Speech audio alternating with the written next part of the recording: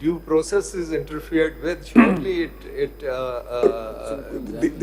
they have not shown anything to say that there is any due process which they are entitled to under the existing scheme or the scheme as it stood prior to this act. We made our questions. You can continue. I think we have our own views and opinions. आप चलें आगे. My lord. Now you have to persuade us, not we have to persuade you. Just one question I was just thinking about it. Suppose a provincial assembly or even the parliament tomorrow makes a law saying after an appeal has been pressed under Article 185, another appeal would be available to the litigant before a larger bench. Would that law stand?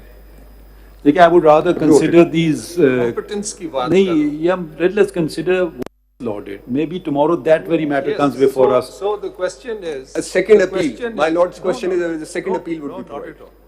I am questioning the competence. The appeal in the Supreme Court under 185 is provided by the Constitution.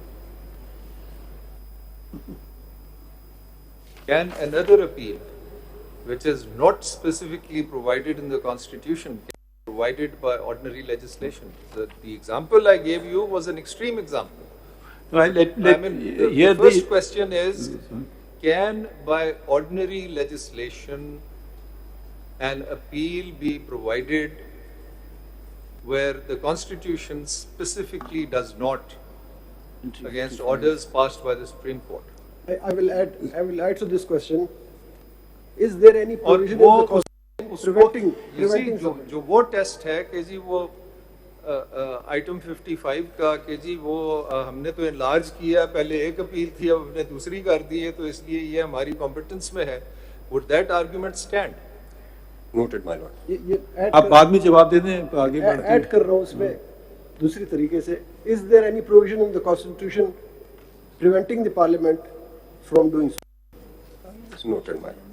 Now, my lord, if my lord may kindly turn to Article 191. Let's go to Article 191. It has been read out. I'll just read the first part of it, where it says, subject to the Constitution and the law. Mr. Attorney General, please you read just the preamble of this act and section 3. Yes. Yes, my lord, it has been read out. Talks about Article 10A. Article? 10A. Yes, it does. Specifically. And Article 4, Article 25. My lord.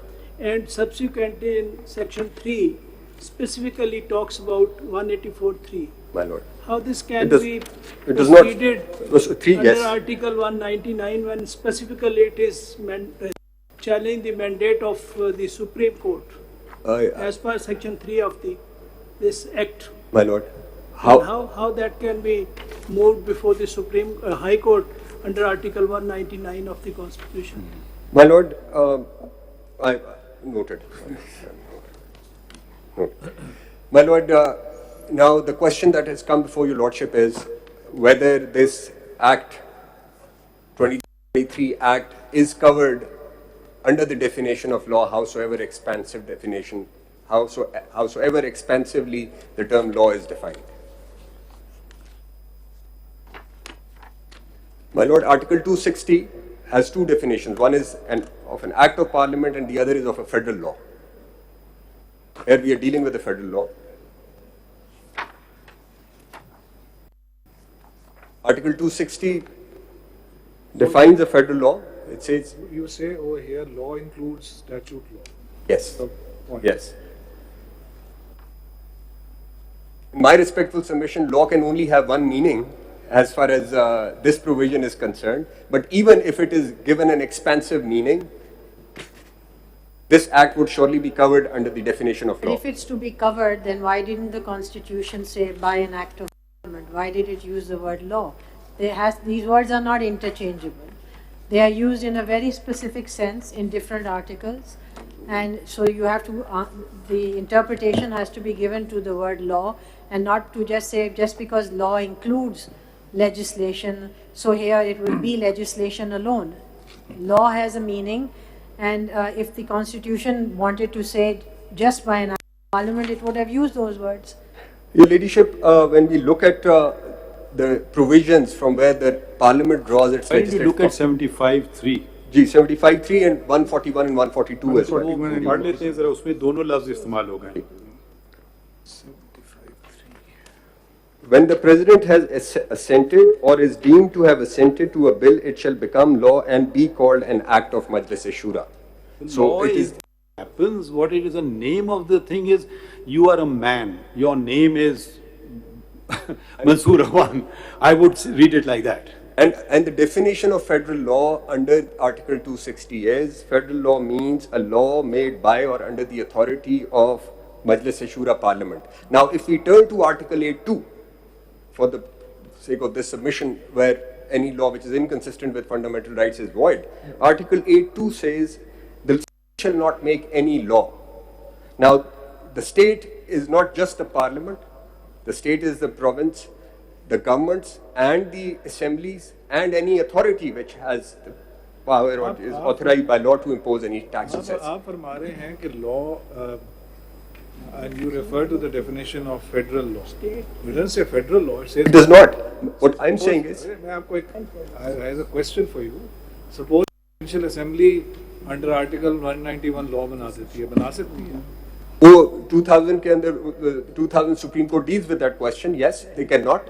The answer, because the power with respect to legislation with respect to regulating the court's jurisdictions or powers flows from entry 55, so 191 or 175 too, for that matter. Respect, I draw your attention to entry 58. Relates to the federation also. Yes. Ji. Kindly read it. Ji. Matters which under the Constitution are within the legislative competence of Parliament or relate to the federation. So therefore it seems to me, and I put it to you as a question, that actually entry 55 has nothing to do with Article 191. The power that is specifically conferred on Parliament to make statute law and in terms of Article 191 is relatable to entry 58. Entry 55 has got nothing to do with Article 191. And this connection, first of all, excludes the example that I gave of a provincial assembly making a law over here, right? And secondly, it establishes that here there is a direct grant constituted by a specific article of the Constitution on Parliament, as opposed to the general grant as conferred by Articles 141, 142 and so on. That's a general grant. This is a specific grant. Because precisely it is a specific grant, it relates to a specific entry 58. So I would put it to you as a question that 51 has no relevance for the present issue. Entry 55. Has no relevance. This is a matter between, insofar as law is concerned, statute law, Act of Parliament, the connection is 191 and entry 58. I would say to you, entry 55 has got nothing to do with it. What would you say to that? Keep it in mind and move on. Well, now, my lord, if my lords may kindly turn to Article 141. This is with respect to reference to the use of term law in Article 191. Should be read with Article 260. 260. Act of Parliament. So here is the word is law. So you can yes. read together. And 141 and 142 also is in continuum, my lord. 141. Subject to the Constitution, Parliament may make laws, including laws having extraterritorial operation for the whole or any part of Pakistan, and a provincial assembly may make laws for the province or any part thereof. Now, saying that the term law used in 191 can possibly exclude this act would be contrary to the entire structure of this constitution as I understand it.